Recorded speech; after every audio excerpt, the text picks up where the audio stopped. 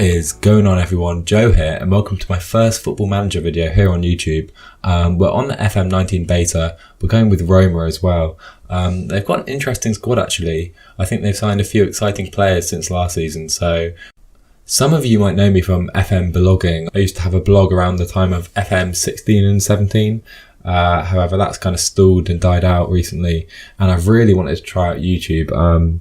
So yeah, here we are. So obviously this is the beta. We're not going to do a 20 season save with Roma. We're just going to try out, hopefully get a few seasons in and try out the new features in the game, get the hang of the new tactics, new training especially, because that looks really in depth, before we kind of get into a long-term save. I think I've already chosen a team. We'll probably be going to Scandinavia, but of course that will come after the full game is released. Obviously, I have also never made a Football Manager video before in my life, so please go easy on me. I'm going to use this beta save to try out a few things that I've been kind of working on and thinking about. So yeah, feedback's going to be important. If you see something you like, if you see something you don't like, please let me know. It will really help me out. I'm not sure on the format of the videos or anything like that. We'll work that out as we go along, basically. Another thing to note before we really get into it is I've turned off the transfer budgets for the first window. Obviously, I don't want players transferring around during this first window, because otherwise it's like having two windows effectively after the game window. So yeah, we'll turn that off. So we won't be making any signings or sales during this window. So let's take a look at the squad. I've sourced it by current ability, and right at the top, as you would expect, is Edin Dzeko. He'll obviously be key for us. But before talking about him too much, let's take a look at the squad going from back to front. So let's start with Robin Olsen, signed from FC Copenhagen in Denmark this past summer. A pretty solid yet unspectacular keeper. He should do the job fine for us for now. Now moving on to Kostas Manolas, a physical beast really, such good pace, so quick, so strong, and good in the air. Good on the ball as well, pretty composed, despite not having the best passing stats. But yeah, he'll definitely be key to us defensively. Next, and probably partnering Manolas, is Federico Fazio, the towering centre-back. He had a bit of a rough spell at Tottenham a few years ago, but he's so good in the air, and he's good on the ball, so what's not to like here, really? Alessandro Florenzi, a Roman. He came up through the youth team, I do believe. He's very versatile, he works hard. A real fan favourite with Roma.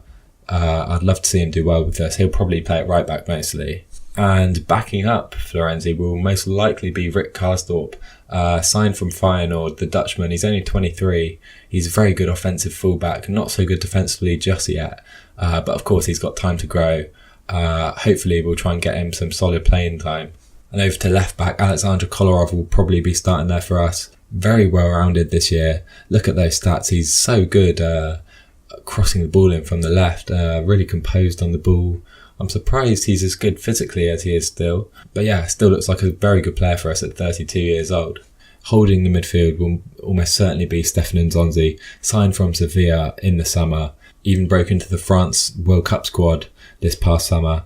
He'll be key to just keeping the ball moving. Not necessarily being the creative force in the team, but keeping everything tick in that holding midfield role. Daniele De Rossi, another home favourite. Look at those mental stats. They are absolutely crazy. 117 caps for Italy. The 34-year-old, he can't quite move like he used to with just 8 pace. But boy oh boy, he's so good mentally and good technically as well actually. Lorenzo Pellegrini, he's a relatively new signing.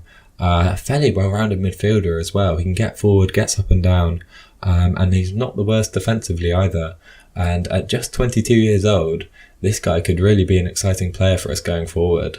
Now moving on to Brian Cristante. As you can see, he's currently loaned from Atlanta, but that will be made permanent at the end of the season, so we don't really need to treat him like a loanee. Fairly similar player to Pellegrini actually. He's very good in the air though. Ante Koric, the Croat, is still only 21, and look at those technical stats, so good. 18 technique, 18 first touch, 17 dribbling, 18 flair as well. He's a real FM wonder kid. I know he's been so good in previous versions of the game. I think his mentals have decreased a little bit this year, but still, he should be a really good prospect for us going forward. Another new signing for Roma this summer, Javier Pastore, famously coined the best player in the world by Eric Cantona. Obviously, he's not quite the best player in the world, but hopefully he'll be a good player for us. 19 technique, that is really nice. A really lovely player technically. Doesn't really offer anything defensively. He'll have to be carried defensively, actually. But yeah, he's so good going forward that it should be worth it. Now moving on to the wide men, Stefan Al-Sharari, not a conventional winger, and at 25 already, that's crazy. But yeah, he moves so well off the ball. He's kind of more of an inside forward on attack duty, Ramdeuter kind of role, where he can kind of exploit space and get in behind the defence. A goal-scoring wide player more than a creative wide player, I would say. Diego Perotti is such a nice player to watch in real life. I recommend actually going to watch some highlights of him because he is so fun to watch. But yeah, he's kind of so unpredictable. You never know what you're going to get from him, which is good in a way. And it's kind of frustrating because if he was consistent, he would be such a good player. So yeah, hopefully we can get some consistency out of Perotti. Now let's take a look at Justin Kluivert, the youngster, of course, signed this summer from Ajax. Still only 19, the son of the legend Patrick Kluivert. He looks really good this year in the game. Really quick, could obviously get stronger, and that'll come with age as well as his mental stats. But yeah, we're going to give him plenty of playing time so he can develop those attributes. Cengiz Under, the exciting young Turk, another really good winger for us actually. Kind of similar to Al-Sharari, but I think he's better kind of creatively. A very talented player, and he's already a key player for us really at 21 years old. Along with Kluivert, Perotti and Al-Sharari, we have 4 really exciting wingers at the club. Now going up top, Patrick Schick, who is another really exciting young player, only 22, the young Czech. He was brought in last January, I do believe, and he's kind of really well rounded. I'm not sure exactly what his best role would be, maybe even a complete forward, because he's good physically, he's good on the ball, decent vision, decent passing. So yeah, Patrick Schick could be really good. And finally, the main man, Edin Dzeko, 32 years old now, so these are kind of the best years we're going to get out of him right now. But he's such a good finisher. He moves off the ball so well. He anticipates the play so well. He's a lethal striker, basically. And we need to make sure our tactic gets him chances because, in all likelihood, he will finish most of them. So now let's kind of take a look around some other first day stuff. We're going to upgrade the youth package of the scouting. We want that in world. We want to see the best youngsters worldwide. Obviously, a club of our stature should be doing that. So we've got the maximum scouting packages in place there, even though there's no transfer budget for this window. So now let's take a look at the finances. 36 million in the bank, so looking pretty good to start with. And if we look at the projections, 103 million just in 3 seasons time. That's pretty crazy. So we're looking very good on the financial side, and we could have a lot of money to spend going forward. This is a screen that I absolutely love the addition of this year. I think it's new this year anyway, but it's kind of got a NBA feel to it, an American sport feel to it, where you can kind of see exactly how much money you've committed to salary in each season. And as you can see, ours actually goes up next season, which is a bit strange, but I kind of worked out. Of course, that's because we've got quite a few loan players who we're not paying the wages of this season, but at the moment we'll be paying for them next season, assuming they come back and play for us. So that's why there's that little increase next season. But yeah, this will definitely be a page to keep an eye on, I think. I also set up the mentoring. I'm not really sure how this worked this year yet. I kind of asked the assistant to assign it for me and then kind of altered it slightly myself. But De Rossi is the main man in the first group, and then it's Kolarov in the second group. They've got great personalities. De Rossi, perfectionist personality. Boy, oh boy, you don't see that too often. But yeah, I'm not completely sure how this works. This has obviously replaced tutoring. And yeah, if you could give me some advice on this, that'd be really good, because I'm not completely sure how it works right now. So now let's take a look at the training.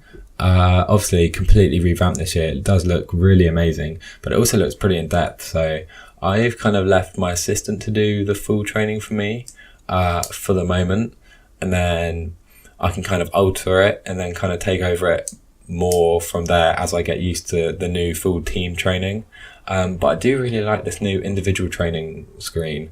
And obviously the new training ratings, they're going to be so helpful going forward. And you can kind of see the average training rating for your whole team.